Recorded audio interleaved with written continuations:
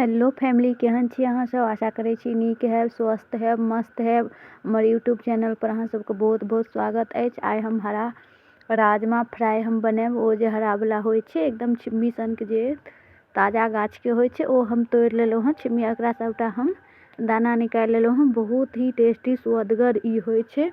नाश्ता साथ, चूड़ा के भुजा साथ खाइमे तऽ आओर बहुत मजा। एकरा हल्का हम बेसी नहि, हल्का उबालि लेलहुँ आ एक दूटा प्याज हरी मिर्च सब काटि लेलहुँ। एहिमे एकटा टमाटरो दऽ सकै छी। एहिमे मसालाके लेल वही नून, हल्दी, नमक, हल्दी, मिरचाइ, कनी हल्का गरम मसाला से सब देबै।